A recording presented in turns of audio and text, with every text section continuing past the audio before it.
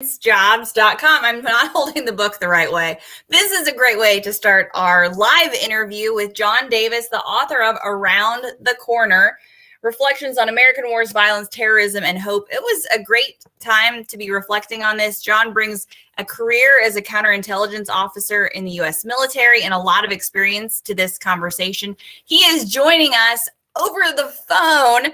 We were having connectivity issues because he is in Alabama, which, if you haven't heard, has had a little severe storm damage issues recently. And so our connection wasn't good enough for us to go live, but he has such great things to say and such great experience. I didn't want to miss out on the chance to talk with him. We hope that you read with us this month. If you didn't read Around the Corner, you can certainly check out John's writing on the Clearance Jobs site. He has been a contributor with us for, I can't remember how many years. John, do you remember how many years you've been writing for us? A little over 2 years. A little over 2 years he's been writing for Clearance Jobs, and he wrote Around the Corner. And it's a great book because it's filled with short stories. So if you are a member of the TikTok generation, do I have the book for you? Because you can read about counterintelligence, espionage, spy stories, a few pages at a time. And I like how you broke it up into sections as well. So since this is a book club, I like to, get into the author process a little bit, John. So first, just kind of tell me, I know this isn't the first book you've written, so just talk about kind of the writing process, why a counterintelligence officer finds himself writing poetry and short stories. Well, thank you for that kind introduction, Lindy. This writing that I've done has come about in an unusual way. I went to Washington University in St. Louis, and I actually had some of the best English teachers that you could ever imagine. But it was only later in life when I lived overseas and met people from many, many walks of life who had survived wars and concentration camps and the secret world and had been involved in espionage cases, that it suddenly occurred to me that I'm starting to learn a lot that others might want to know. Secondly, it occurred to me as well that most Americans have no idea what we ask our young people to do when we send them overseas into war zones and otherwise problematic areas. And so what I did was I set about to do this. And it was one day when I was speaking to a lady who had actually survived a concentration camp that she said something that really motivated me to start writing. And that was, she said, with memory comes an obligation. And when I heard that, I thought, that's what motivates me. I want to tell what I've learned in all of my career, not from the standpoint of, your traditional war stories, but from the standpoint of morals and ethics and issues that you confront when you suddenly realize that this is happening. This is really happening to you, and this is something that you think is worth telling other people about. And so that's how it began. Awesome. Thank you, John. Well, I appreciate your sharing your experiences and chatting with us. So thank you for the live folks who are joining us. Again, this is Lindy Kaiser with Clearance Jobs, joined by John Davis, counterintelligence professional and author of Around the Corner. This is a book club chat. Somebody asked if this is a jobs chat. Yes, always, because we're clearancejobs.com. And so we wouldn't have John on here if he wouldn't talk about his amazing and illustrious career as a counterintelligence professional. So just kind of walk me through that in the sense of, how did you get started? I know you entered through the U.S. military. Did you think that you would end up in a career in counterintelligence, or how did you get on to that career path? Actually, no, not at all. I started out as a ROTC graduate, and I went immediately into artillery. We had three choices in the combat arms: infantry, armor, or artillery.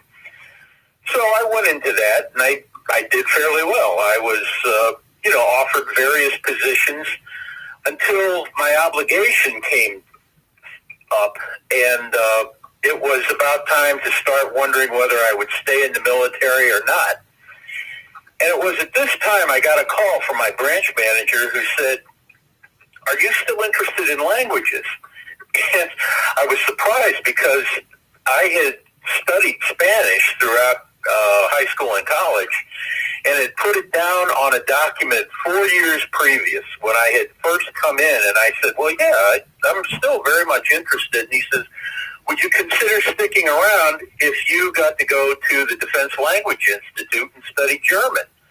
I said, "I'm your man." Well, at that point, he said, "Oh, but it's in a different branch." And I go, "Well, what's that?" He says, "Counterintelligence." He said, "You'd be a field office commander of a counterintelligence unit." Well, I was game. And so I went in, I studied German at DLI, and then upon completion of that, I was assigned to Germany immediately after counterintelligence school. And so here I was, and I have to say, in reflection, I think, here I was, and I had just turned 30, and I was working with European colleagues who had spent their entire careers, 20, 30 years in counterintelligence. And along comes me, complete with a single counterintelligence course, the German language, with a strange collection of terminologies for military terms, and an interest in fighting communists. So here I was in this field, and yet I started to learn. I started to learn a lot from these people, from the people I met, and so forth. And that made me even more interested, and I volunteered for every additional course I could take, some of which I can't mention, of course, because they are classified. But then I found that this became more and more intriguing, and they liked that I didn't mind learning languages, and over the years sent me back for 3 more. So I've got friends all around the world now, and I hope that in the stories that I share from them, and they were far wiser than I, that they can help others understand the aspects of the secret world that maybe they didn't know before. Yeah. Dovine commented, Defense Language Institute, one of 2 DoD schools at the time. I don't know if that's true. Fact checkers, correct us if we're wrong, but I have heard amazing things about the Defense Language Institute, and that is an arc that comes up in some of the stories here. You seem to be an advocate for foreign language proficiency, and have noted that, and kind of even how it relates to going to war in Iraq and Afghanistan without the proper language proficiency, and how that kind of affects our military.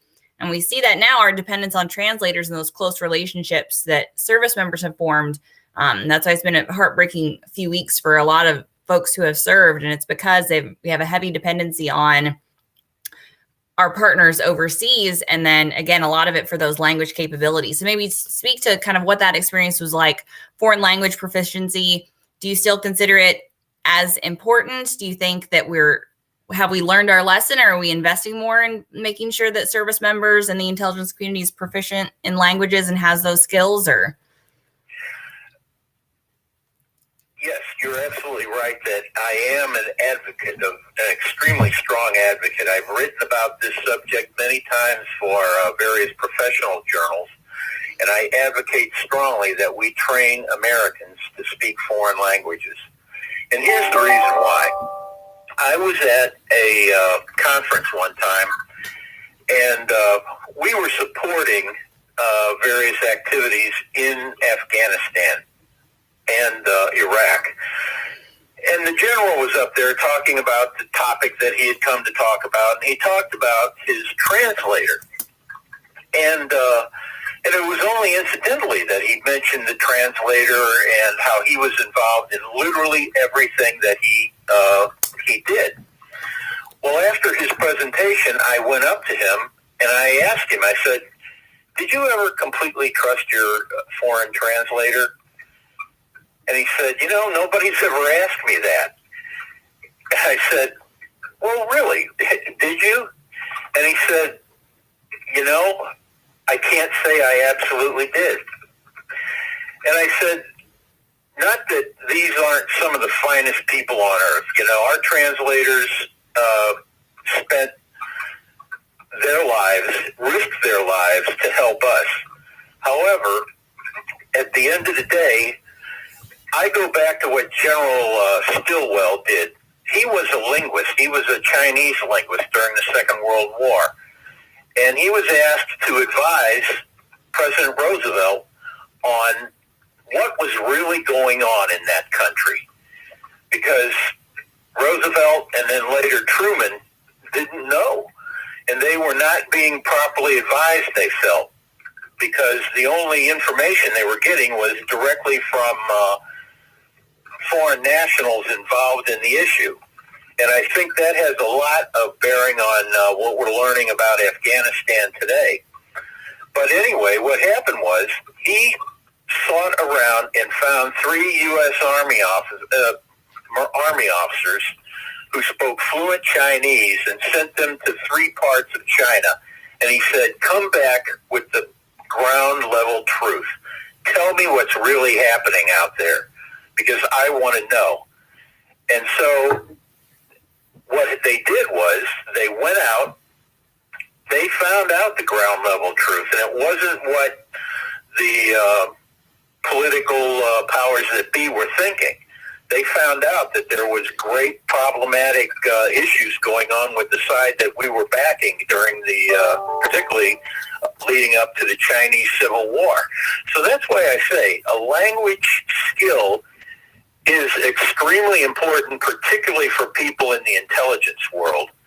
But it's also not the be-all and end-all. You must have an understanding of the local culture, because without that understanding, we tend to sometimes do another fallacy that American intelligence people do, and that is we start to see ourselves in other countries.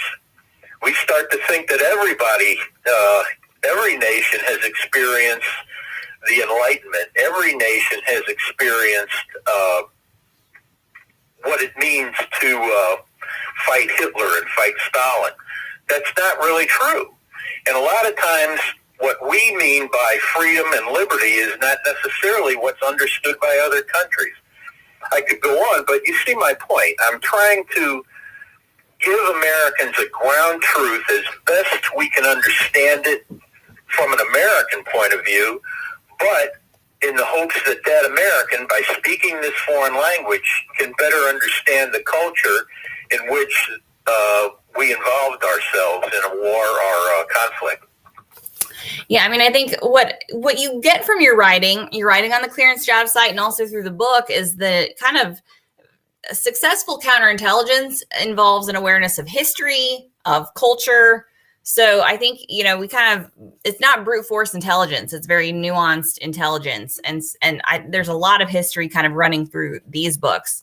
So do you think kind of study of history is key for a counterintelligence professional, and do you think we have adequate kind of historical lessons learned in our current counterintelligence training and how we're preparing folks for the field? I think that history is absolutely essential for anyone who works in a foreign environment. But I also believe that we are woefully negligent in training our people for that.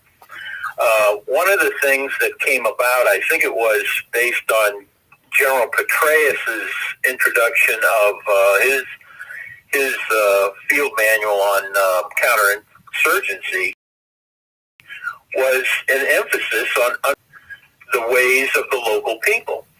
And this idea goes all the way back, at least in Western military thinking, to Lawrence of Arabia.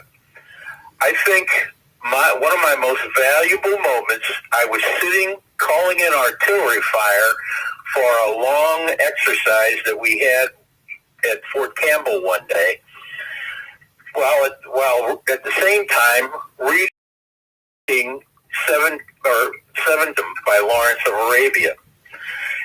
And I was fascinated by this because, as you point out, this is not red-blue.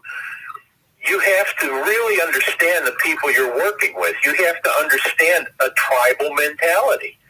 A tribal mentality is not like what we have in this country, where we tend to think I'm an American, and that means something. Whereas in another context, saying I'm an Afghani, for instance, might not mean anything until you say I am a Pashto, or I am a speaker of Dari, let's say. Because we don't understand a lot of the cultures of the world. And it's most important to understand, what is it that motivates other people? What is it that they believe in that makes them happy? And what do they hope for their own future? Without understanding that, we only lead ourselves into even deeper morasses and swamps. As we have seen over the course of the past 20 years and the past 2 weeks, certainly examples of that. So again, this is Lindy Kaiser with Clearance Jobs. We were talking about Around the Corner. It was our August book club read. We're talking with John Davis, who is such a secret squirrel. He had to join us via phone today to talk about the book. So no cameras, please. It's like a true counterintelligence professional. No, we had connectivity issues. But if you have questions, I would join you. Those who are watching or listening, drop them into the chat. I feel like the breadth of experience that you bring to the table, John, is one of the things that I most appreciate about your writing, both the stories and the poems and the anecdotes you share within the book, and also within your writing at Clearance Jobs. And again, it's clear that you have kind of a love of history and also a love of people. So maybe talk about that from the counterintelligence side. We've talked about history. We've talked about cultural awareness. It seems like you've also kind of developed an appreciation for the importance of the work, and also how it's the human connection behind it. And again, I feel like we're so much, we talk cyber and we talk tech, which are still important, but kind of the gumshoe aspects of counterintelligence and human intelligence haven't left the importance of the field, correct? That's absolutely right. Human intelligence is ultimately what a good counterintelligence officer must learn. We have to become students of human nature. By that I mean, what we should try to do is to avoid becoming extremist ourselves. There is no one side that has all virtue and the other side is all vice. I think that's some of the hardest thing for especially modern Americans who tend to see this daily on endless arguments and so forth on Facebook and Twitter, that everybody is motivated by something that we possibly don't really understand. And it's being open to these differences that's the most important aspect of what we can bring to the table as counterintelligence officers. I found myself becoming fascinated listening to a lot of the line crossers of that day. I should explain. A line crosser was somebody who came over the Iron Curtain back during the Cold War, and we would do a lot of the debriefings. But I found that, these were not some lockstep cartoon figures. These were living human beings with interests and fears and loves just like we were. And one of the dangers, of course, that they always tell you in the counterintelligence world is don't fall in love with your source, because that also panic. So what you have to do is ideally, and again, the ideal is seldom what we achieve, is ideally try to understand the person that you're listening to. And that should give us pause, because Americans are not world known for what great listeners we are.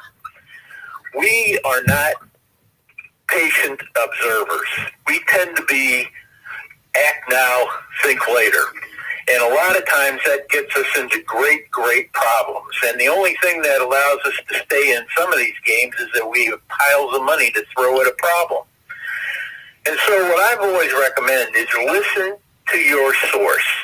Try to understand not only the story, but where he's coming from culturally, where he or she is coming from emotionally, even spiritually, because a lot of people are not like us. This, in turn, led me upon my retirement to work with a nonprofit that implements 4 U.S. State Department programs to bring visiting foreign delegations to the United States.